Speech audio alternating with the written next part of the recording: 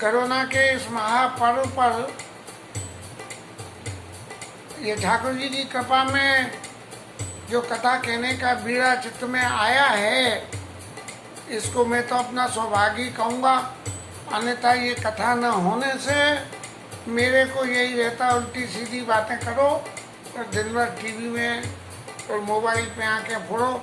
आंखें अब भी मोबाइल पे ही फूट रही हैं, लेकिन कथा के निमित्त कथा रिकॉर्ड करनी, कथा को अपलोड करने के बाद उसको जहाँ कहीं भी प्रेमी जन दिखें उनको खबर करो कि भाई ये कथा को आपको अगर हो अनुकूलता तो सुनना, और सुनने के बाद में कोई शुद्धिकरण हो जिससे कि इस कथा में रस बढ़े और ज़्यादा से ज़्यादा लोग बाग इसको सुन सकें। ऐसा करो, क्योंकि चित्त का संकल्प तो ये अभी निश्चित रूप से ही है कि बाद बाकी जीवन में ये जीवन को राम कथा के लिए समर्पित करने से कोई घाटा नहीं है। कोरोना विषय के विषय में यदि हम कहें तो सारी रामचरितमानस कोरोना ही है, जिसमें कोरोना शब्द को तोड़ के दो भागों में करने से करो और ना, क्या करना और क्या नहीं करना, इन विशद व्याख्या। क्योंकि भगवान राम मर्यादा पुरुषोत्तम थे, इसलिए उनके यहाँ हर काम की सीमा थी, जबकि हमारे कन्हैया लाल तो जो है उनके जीवन की कोई मर्यादा ही नहीं थी। शिक्षा मर्यादा की थी, लेकिन जीवन में मर्यादा नहीं थी। और भगवान राम के जीवन में मर्यादा थी और शिक्षा भक्तों के हित की थी कि भक्तों ने कोई अपराध भी कर दिया है तो भी उस निज अपराध साई ने काऊ, और जो अपराध भगत कर करई राम रोष पावक सो जरई। ये रामचंद्र जी का मर्यादित हिसाब था। हालांकि मर्यादा में ऐसा नहीं होना चाहिए, लेकिन फिर भी भगवान राम के जन्म की विशेषता में इसको हम उनका बड़प्पन मान के ही चलते हैं। सारे भगत सोई जस गाई, भगत भव तरई और कृपा सिंधु जन हित तन धरई। क्योंकि भगवान राम के चरित्र का गुणगान करके उनके जो अपने जन हैं वो इस संसार सागर से तर जाते हैं। इसी रेफरेंस में कि कोरोना में, कलयुग में क्या करें और क्या न करें, काकभूषण महाराज ने गरुड़ जी को अपने जीवन पूर्व जन्म के चरित्र को सुनाते हुए कलयुग का वर्णन करने के बाद दोहा नंबर 103 पे जो विवरण दिया है, उससे आगे 104 तक का एक दोहे का विवरण आज सुनाने का प्रयास करेंगे। ठाकुर जी हमारी मदद करें। Thank you.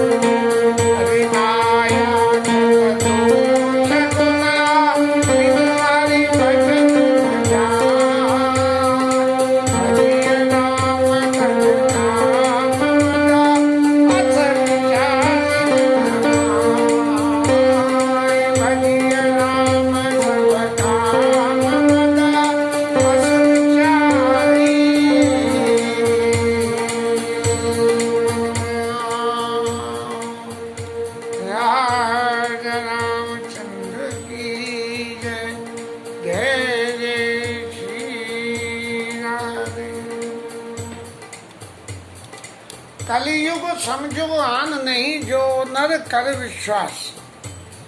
यदि हम विश्वास करें तो कलयुग के समान में दूसरा कोई धर्म नहीं है, लेकिन बिना विश्वास करे नहीं मिलेगा।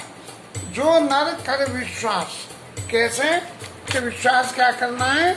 एक ही बात का विश्वास करना है कि गाय राम गुण गण विमल भवतर विनय प्रयास।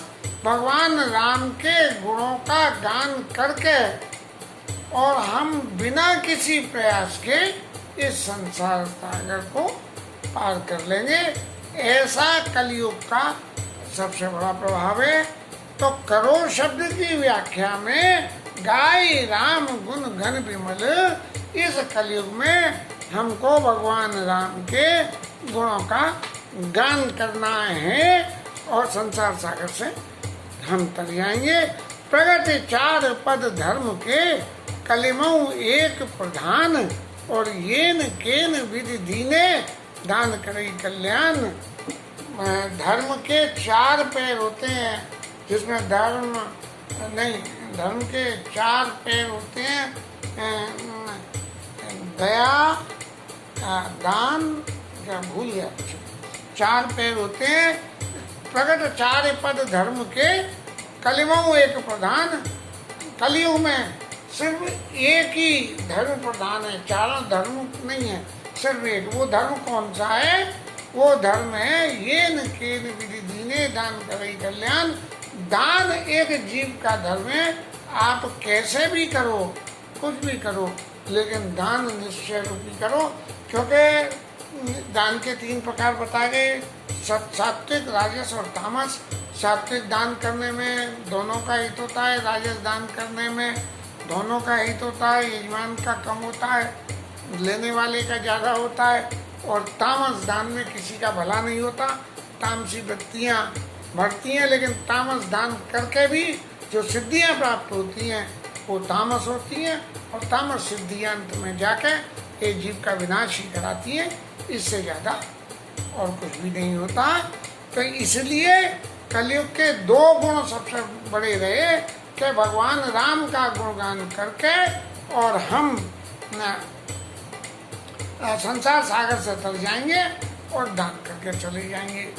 इसी बात को सभी लोगों ने गांठ बांध ली है, इसलिए दान की इस महिमा को तो ग्रहण कर लिया। तो सभी लोग सभी तरह से, चाहे धन की आवक कैसे भी हो, दान कर कर के उसे शुद्ध कर रहे हैं। प्रत्यक्ष रूप में यदि देखें तो एक बात आती है, अरे भाई इसके कर्म तो ऐसे है नहीं, लेकिन लक्ष्मी महारानी की तो बड़ी दया है इसके ऊपर। बोले कि पूर्व जन्म के प्रारब्ध के कर्म होंगे, उनकी वजह से लक्ष्मी मैया की दया है। लेकिन यदि वो दान कर रहा है तो वो संपत्ति बढ़ती चली जाती है, और अगर वो दान न करे तो वो संपत्ति नष्ट हो जाती है। क्यों? कि लक्ष्मी की 3 ही गति होती है, या तो दान करे, नहीं उपभोग करे। जब ये दोनों काम नहीं कर पाएगा तो विनाश हो जाती है। अब आजकल के ज़माने में पहले उपभोग करे, फिर बचे तो दान करे, और नहीं हो तो विनाश तो होना ही है। समय के प्रादुर्भाव से कितने ऊपर के लेवल नीचे आ गए और नीचे के लेवल ऊपर चले गए। अब नित्य जुग धर्म हो सब केरे, हृदय राम माया के पेरे।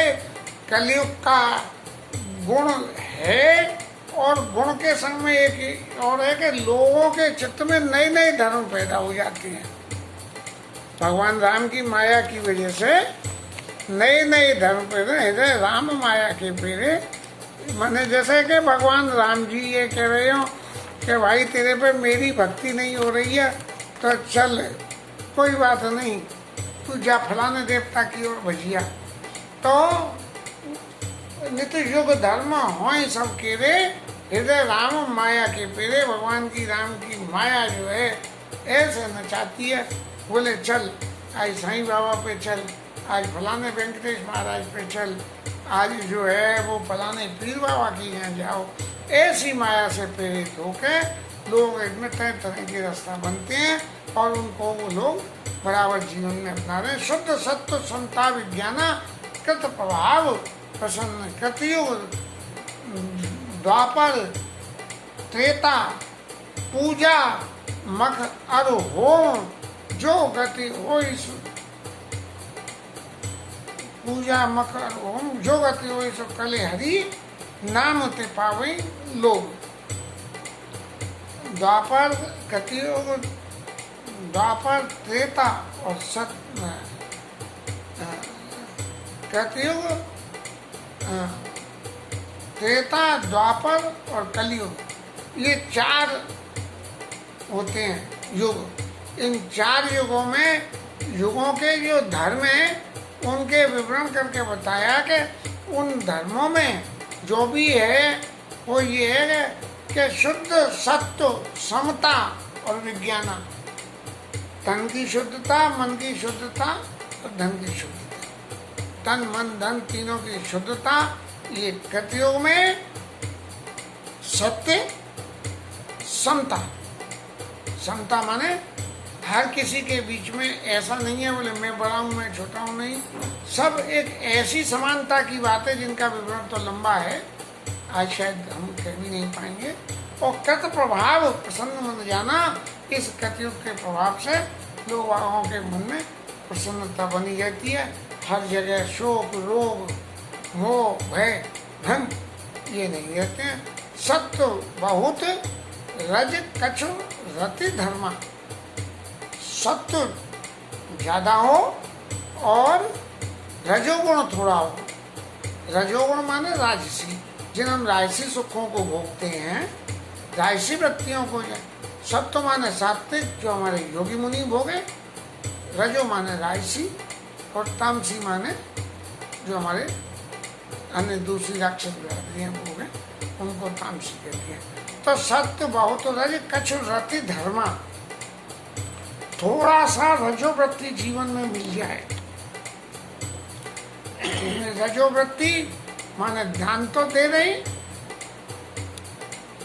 ये ध्यान देने की सात्विक ध्यान दे रहे हैं, और सात्विक दान दे के राजसी वृत्ति क्या है बोले बहुत बढ़िया बढ़िया चीजें दे रहे हैं दान में।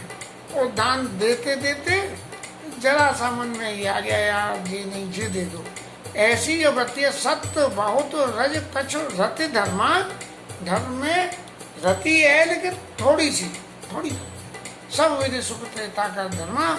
और सब तरह से त्रेता युग, वो त्रेता युग जिस त्रेता युग में भगवान राम ने अपनी लीलाओं को करा है, तो सब तरह से सुखी करने वाला वो त्रेता युग का धर्म होता है। बहु रज सत्व स्वल्प कछु तामस, रजोगुण ज्यादा हो और सतोगुण थोड़ा हो जाए, सतोगुण थोड़ा हो जाए। बहुरज स्वल्प सत्य कछु तामस, रजोगुण बहुत, सत्वगुण थोड़ा और उसमें से थोड़ा तामसी, माने खट्टा नहीं, मीठा, नमक और खट्टा, मीठा, नमक और खट्टा। बहुरज सत्य स्वल्प कछु तामस, रजोगुण थोड़ा, नमक थोड़ा, मीठा ज्यादा, नहीं नहीं नहीं नहीं नहीं, बहु रज, रजोगुण बहुत, नमक बहुत, स्वल्प सत्व और सत्व थोड़ा और थोड़ा सा तामस माने खट्टा तीखा थोड़ा सा। और द्वापर धर्म हर्ष मानस, द्वापर युग का जो धर्म है उसमें जैसे सत्ययुग में और सिर्फ सत्ययुग में जैसे खाली लोगों के चित्त में हर्ष, मानस में लिखा नहीं कोई आबुदुन लक्षण हीना, जो नहीं कोई अवध न लक्षण ही ना। जो स्थिति राम राज्य की थी वो स्थिति नहीं, उससे थोड़ा सा फर्क है। द्वापर धर्म हर्ष भय मानस, लोगों के चित्त में हर्ष भी है और भय भी है, क्योंकि भगवान कृष्ण द्वापर में हुए और द्वापर की लीला में जो कुछ भी लीलाएं हुई हैं, जहाँ धर्म के सारे गुणों को छिन्न भिन्न करके नई नई व्याख्याएं पैदा करी गई और उनसे भय भी उत्पन्न हुआ लोगों को। सत्वगुण से भय और रजोगुण से समानता, रजोगुण से नहीं, सत्वगुण से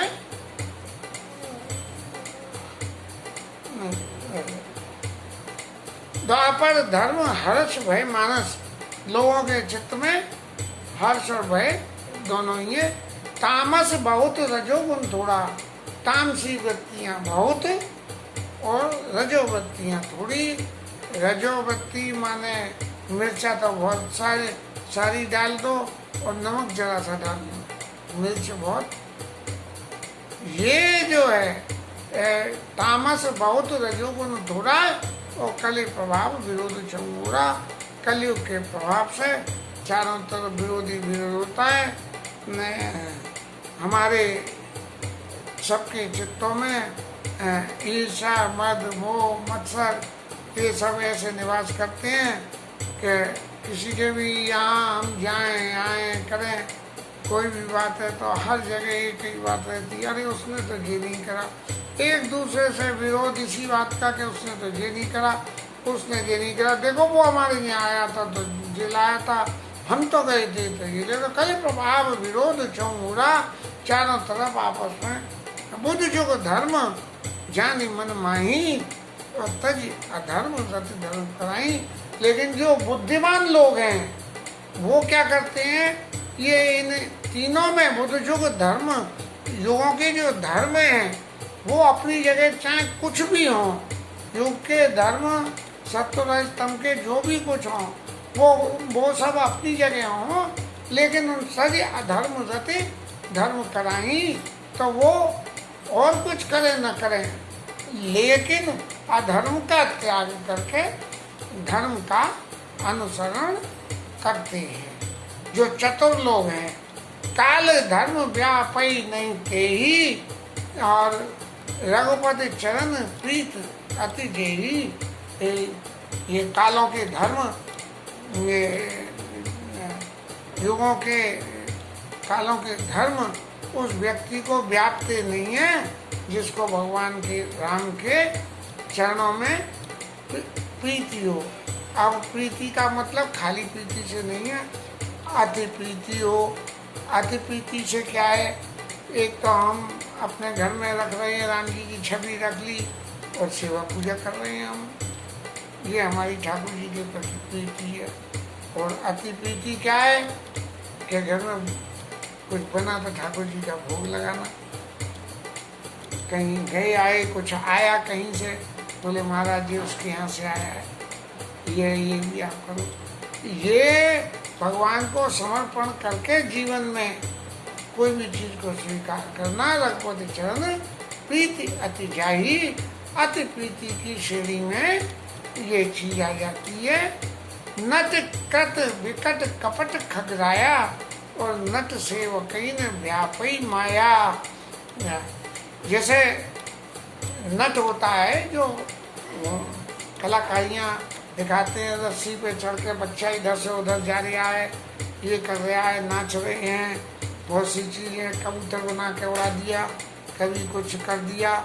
ये इस टाइप के जो आश्चर्य जिनको हम देख नहीं पाए और वो हमें दिखा दे, तो नटकट विकट कपट खगराया। नट का जो कपट होता है, जो छुपाव जो नट हमसे करता है, वो बड़ा विकट होता है। लेकिन नट सेवकई ने व्यापी माया, लेकिन वो नट हमारे सामने किसी चीज को गायब कर देता है। गायब करने के बाद हम तो देख रहे हैं गायब हो गया, उसने फिर दोबारा बुला दी।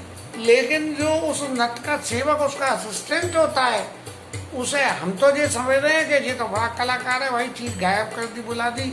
लेकिन नट का जो सेवक होता है उसे वो माया नहीं व्यापती है, क्योंकि वो जानता है कि इसने गायब नहीं करी है, नीचे से पकड़ के खींचती थी और वो स्प्रिंग पे लग रही थी, और थोड़ी देर में स्प्रिंग रिलीज कर दी तो वो वापस फिर ऊपर आ गई।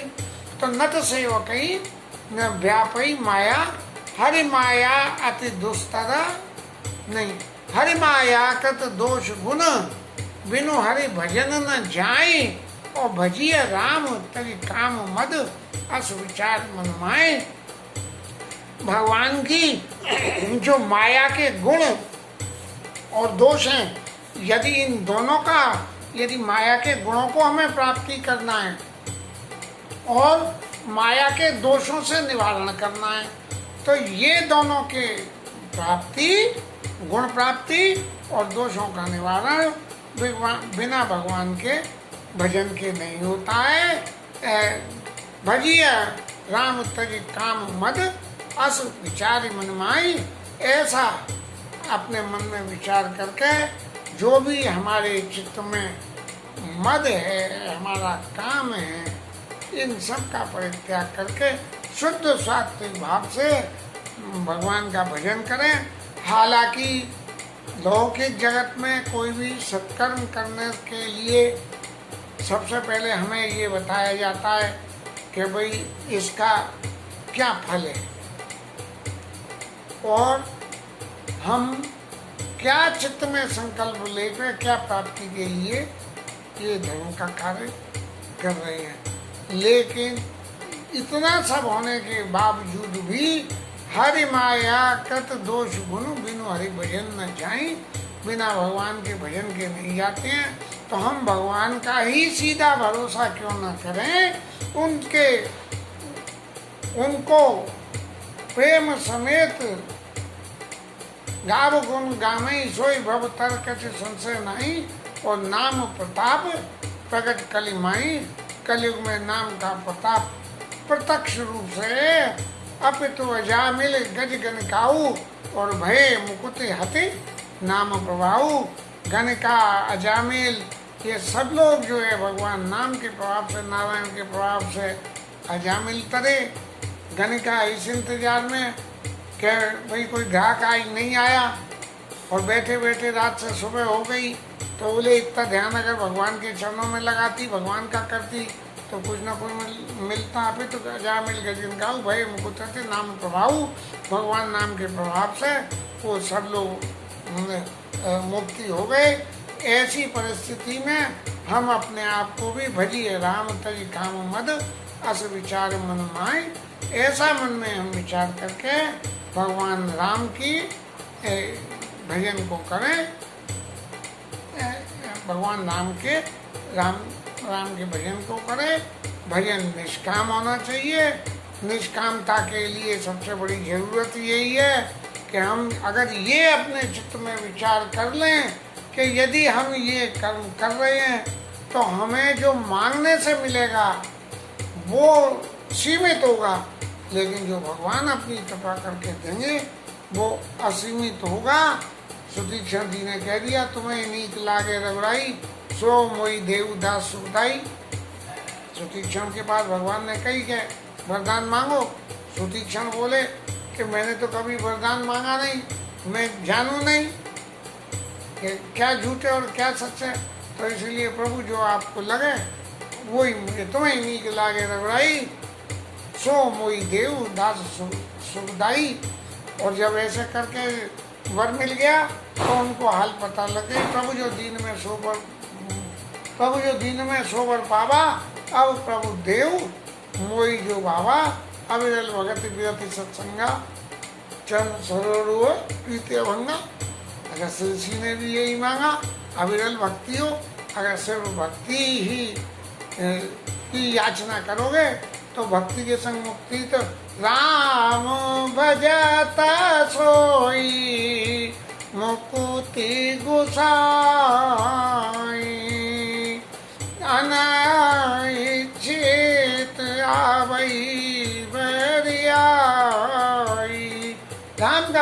करने से मुक्ति अपने आप ही, और जबरदस्ती आप न मांगो मुक्ति तो भी मुक्ति आ जाती है। इस कोरोना समय में राम का भजन करें और मुक्ति को प्राप्त करें, क्योंकि कोरोना महाराज ने यदि घर में कृपा कर दी तो क्या होगा ये कोई नहीं जानता है, लेकिन रामचंद्र जी का भजन करेंगे तो भजन करने से मुक्ति निश्चित रूप से बड़ाई जबरदस्ती आ जाएगी, आप नहीं चाहोगे तो भी मिल जाएगी। इस सब के साथ आज की कथा यहीं विश्राम। 2 मिनट हरिनाम कीर्तन, फिर आगे चलेंगे कल।